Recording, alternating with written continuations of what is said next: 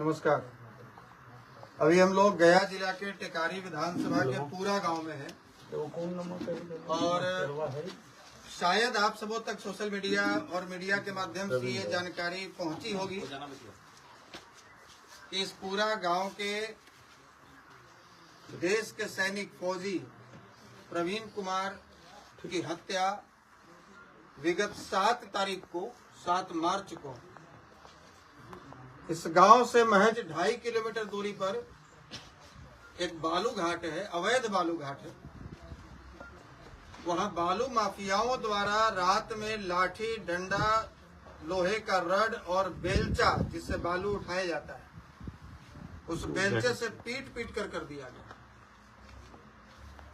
उनके पिताजी अभी हमारे साथ हैं और ये उनके छोटे भाई जिन्होंने उनको मुखाग्नि दी है साथ हैं, और ये सब लोग ग्रामीण हैं। इसमें कुछ हमारे साथ भी लोग आए हैं और बाकी ग्रामीण।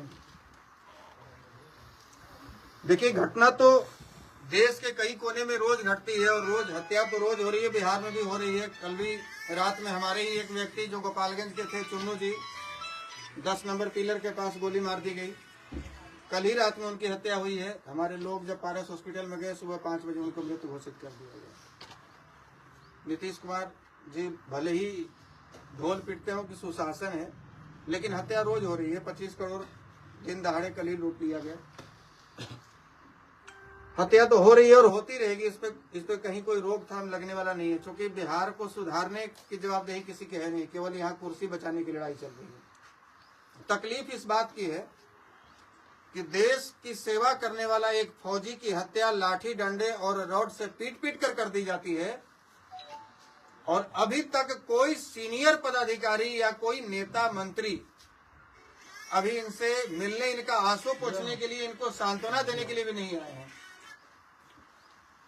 इनको सांत्वना देने के लिए भी नहीं पहुंचे हैं।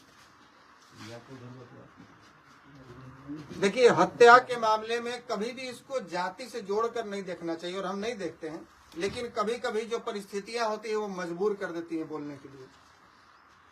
अभी कुछ दिन पहले की बात है, कब की घटना है वो, जो मांझी 5 साल पहले की घटना है। यहाँ एक मांझी की हत्या एक्सीडेंटल हो गई थी और लोगों ने उसको इस तरीके से प्रचारित किया कि भूमिहार ने उस मांझी को मार दिया, और शायद बिहार के किसी भी कोने का कोई ऐसा नेता नहीं बचा होगा जो वहां पर पहुंचा नहीं है।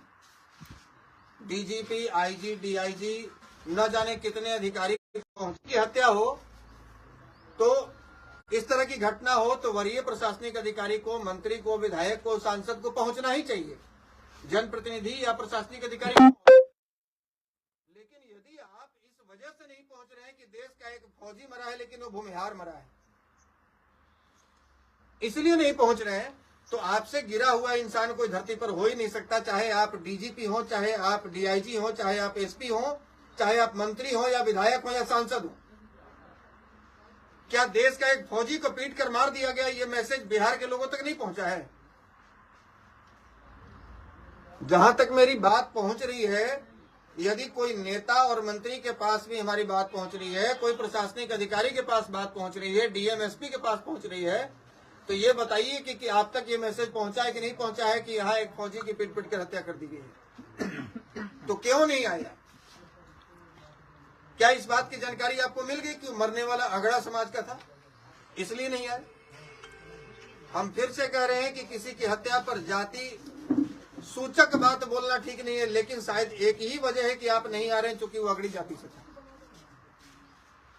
प्रवीण कुमार यदि पिछड़ी जाति से होते, यदि दलित जाति से होते, तो अब तक यहाँ थाना लहरा दिया गया होता, अब तक यहाँ लाइन लगी रहती गाड़ियों की। लेकिन अभी हम लोग आ रहे थे तो पूरे रास्ते में कहीं कोई दिखाई नहीं दिया, इनका आंसू पोंछने वाला कहीं कोई नहीं मिला। हमने पूछा भी कि कौन कौन लोग आपके यहाँ आए हैं, 4 दिन, आज 5वां दिन है घटना को, कौन कौन लोग आए हैं, तो स्थानीय विधायक जी को छोड़कर कोई और नहीं आया। मतलब संवेदना मर चुकी है आप लोगों के भीतर, और ये किस बात का इंतजार करते हैं कि और कोई बड़ी घटना घटे तब आप जाएंगे, या इस घटना को कोई दूसरा व्यक्ति हमारे जैसा या और कोई सक्रिय व्यक्ति आकर इसको हाईलाइट नहीं किया, हाय तौबा नहीं मचाया, यहाँ के ग्रामीण लोग सड़कों पे उतर के तोड़फोड़ नहीं किए, आंदोलन नहीं किए, थाना का घेराव नहीं किए, पुलिस के साथ मारपीट नहीं किए, इसलिए आप लोग नहीं पहुंचे। चूंकि आप लोग के कान पर तभी आवाज पहुंचती है जब कान पर जोर का तमाचा लगाया जाता है। धीरे बोलने से तो आप लोग, जो व्यक्ति 13 साल से देश की सेवा कर रहा था आर्मी के इंटेलिजेंस में, इंटेलिजेंस मतलब समझते हैं? नहीं समझते हैं, क्योंकि आप लोग तो मंत्री हैं, आप तो डीएम होंगे, एसपी होंगे, डीआईजी होंगे, विधायक सांसद होंगे, आपके बेटे तो नहीं जाते होंगे आर्मी में। आपको नहीं पता होगा कि इंटेलिजेंस का रोल क्या होता है। हम बताते हैं आपको। आर्मी में इंटेलिजेंस का रोल होता है सिविल ड्रेस पहनकर, दाढ़ी बढ़ाकर, कश्मीरी भाषा सीखकर, कश्मीरियों के बीच में जाकर आतंकवादियों के बारे में गुप्त सूचना इकट्ठा करना। ये छोटा मोटा काम नहीं होता है। इंटेलिजेंस के बंदे के बारे में जब पता चल जाता है किसी आतंकवादी को, तो हमारे नजर के सामने, हमारे जानकारी में, जब हम बारामूला में पोस्टेड थे, इंटेलिजेंस के एक व्यक्ति को, एक सिपाही को पैर के नाखून से लेकर सिर तक में 2.5 किलो काटी ठोक दिया था आतंकवादी लोग।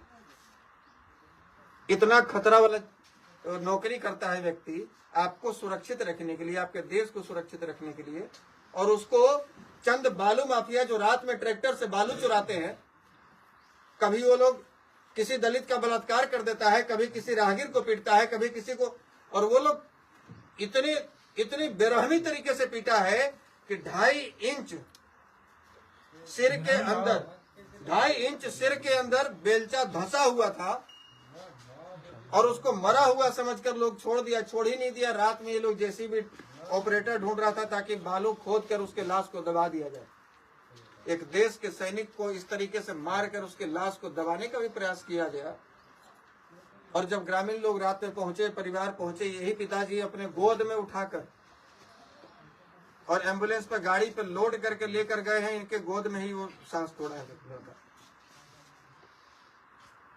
और आज आप आंसू पोंछने के लिए भी तैयार नहीं है, तो आपको जिंदा कहने का अधिकार नहीं है। आप लोग मरे हुए। अरे जो कुर्सी के लिए जिंदा है, जो राजनीति करने के लिए केवल जाति देखकर लोगों की संवेदना प्रकट करने जाता है, उनका आंसू पोंछने जाता है, वो जिंदा है। हमारी नजर में तो आप मरे हुए, और मरे हुए नहीं, गिरे हुए भी है। आपसे गिरा हुआ कोई हो नहीं सकता है।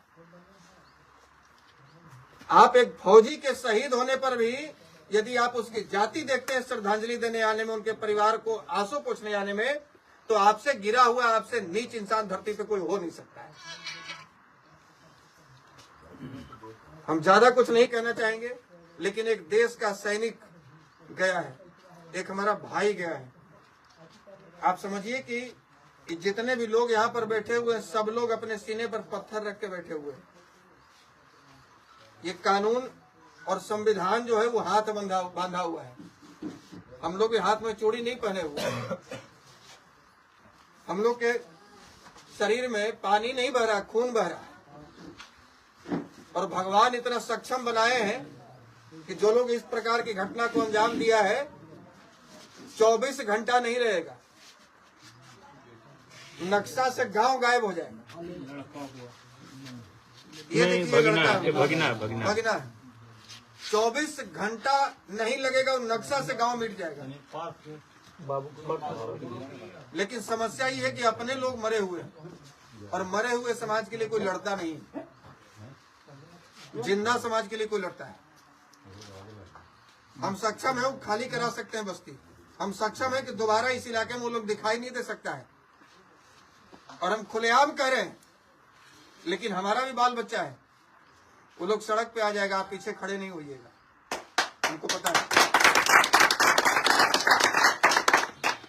तो मरे हुए कौम के लिए कोई लड़ता नहीं है, जिंदा कौम के लिए लड़ता है।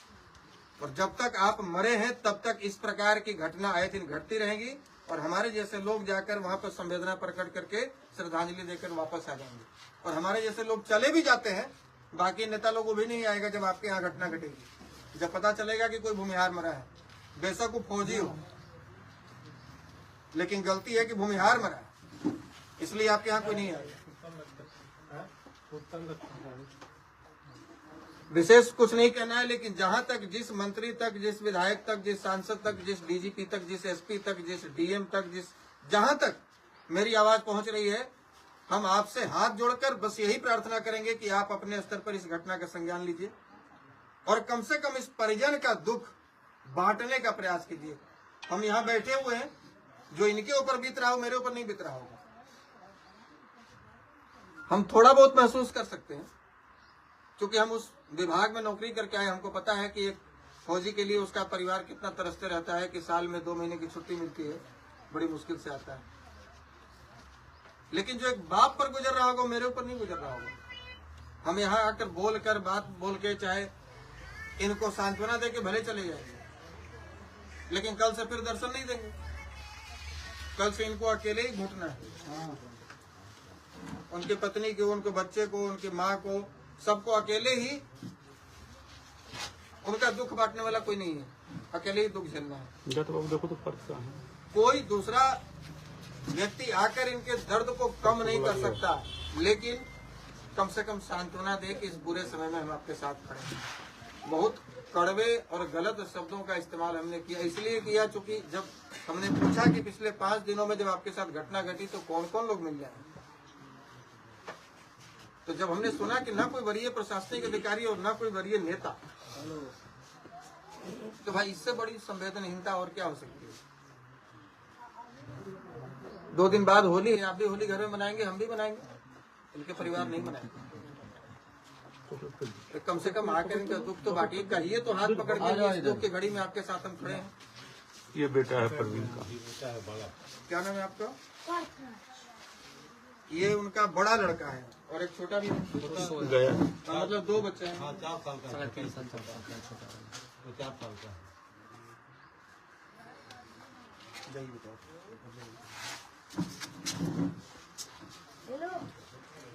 बस इतना ही कहना है कि आप लोग यदि सक्षम पदाधिकारी हैं और सक्षम मंत्री हैं, सक्षम सांसद, विधायक हैं, प्रतिनिधि हैं, तो अपने स्तर पर जो भी इसमें 6 लोग नामजद अभियुक्त हैं, इसमें 2 अभियुक्तों की गिरफ्तारी हुई है। अभी हमने यहाँ वरीय प्रशासनिक अधिकारी से बात किया है, SSP महोदय से बात किया है और DSP महोदय से बात किया है। DSP महोदय छुट्टी पर थे, लेकिन आज वो छुट्टी से वापस आ रहे हैं और यहाँ आएंगे। SSP से बात हुई है, उन्होंने कहा है कि हम कार्रवाई कर रहे हैं और 2 लोग की गिरफ्तारी हुई है और बाकियों की भी गिरफ्तारी जल्दी कराएंगे और यदि गिरफ्तारी नहीं कर पाए तो जल्दी उनकी कुर्की जब्ती करेंगे। बाकी इन्होंने अपना बेटा खोया है, देश ने एक फौजी खोया है, एक सैनिक खोया है। केवल इनका बेटा नहीं, देश का भी बेटा था। आम आदमी को देश का बेटा नहीं कहा जा सकता, लेकिन एक फौजी को देश का बेटा कहा जाता है। तो केवल इनका बेटा मानकर आप नहीं आइए, एक देश ने अपना बेटा खोया है ये मानकर तो आइए। अरे यार, जब एक देश का सैनिक मारा जा रहा है, शहीद हो जा रहा है और तब आप नहीं आ रहे हैं, तो आम आदमी के मरने पर क्या आइए? आम आदमी के मरने पर आप कितनी सहानुभूति दर्ज कराइएगा, जब एक देश के फौजी के लिए आपके जहन में कोई सहानुभूति नहीं है। तो आप लोग अपने अपने स्तर पर जोर लगाइए। और यहाँ जैसा कि ग्रामीणों का कहना है कि जिस रास्ते से रात में लोग बालू चोरी करते हैं, उनका मकसद है कि उस रास्ते से कोई व्यक्ति आए या जाए नहीं, क्योंकि उसको लगता है कि भाई पुलिस प्रशासनिक अधिकारी तो नहीं आ रहा है, तो आम आदमी आ रहा है, आम आदमी जा रहा है, इसी बीच में पुलिस प्रशासन के लोग आ रहे हैं, कौन आ रहा है। इस वजह से वो लोग चाहते हैं कि इतना दहशत कायम कर दें कि उस रास्ते से लोग रात में आना जाना बंद कर दें। अभी लोगों ने बताया कि वहाँ दलित समाज की किसी महिला के साथ में जबरन उठाकर उसको लेकर गया लोग, वही बालू माफिया लोग, और उसको रखा अपने घर में, बलात्कार किया, कोई कार्रवाई नहीं हुई। और भी लोगों के साथ मारपीट हुई है, कोई कार्रवाई नहीं हुई। तो जब उनका मन बढ़ता गया तो देखिए फौजी को भी मारकर उसको मौत के घाट उतार दिया लोग। और अब भी यदि कोई कार्रवाई नहीं हुई तो लानत है आपके प्रशासनिक अधिकारी कहलाने पर, लानत है आपके सुशासन राज्य पर। यहाँ का स्थानीय थाना हर महीने और हर रोज उनका कमीशन बंधा हुआ है, थाना में पहुंच जाता है। तो थाना प्रभारी और स्थानीय थाना के लोगों को जाने की आवश्यकता नहीं है, क्योंकि उनको तो पैसा मिल जाता है। ये 112 नंबर जो चलाए हुए हैं नीतीश कुमार जी बिहार में। कल एक हमने रिपोर्ट देखा था कि वहाँ एक महिला बता रही थी आरा में जो तनिष्क शोरूम में लूटकांड हुआ था, बोली कि 20 बार हमने कॉल किया 112 नंबर पर और वो नहीं पहुंचा और लूटपाट लोग करते रहे, आराम से लूट के चले गए। और यही हाल यहाँ भी हुआ है। रात भर 112 नंबर पर कॉल किया गया है और थाना के लोग कोई रिस्पांस नहीं दिए 112 वाले, और वो बार बार कहते रुको ना 15 मिनट आ रहे हैं, रुको ना। और वो उस लड़के की जान वहां जा रही है, उस फौजी को पीटा जा रहा है और वो लोग कह रहे हैं रुको ना, हम आ रहे हैं, रुको ना, आ रहे हैं। लास्ट में लोग क्या करेगा, गुस्सा होकर बोला है कि अब मर जाएगा तब तुम आओगे, इससे अच्छा मत आओ। तो जब पीटा जा रहा था उस समय कोई 112 और कोई थाना वाला नहीं पहुंचा, और जब ये बात गुस्सा होकर बोला तो थाना वाला सुबह अरेस्ट करने के लिए पहुंच गया कि तुम थाना वाले 112 नंबर पर फोन करके ऐसे बोलोगे।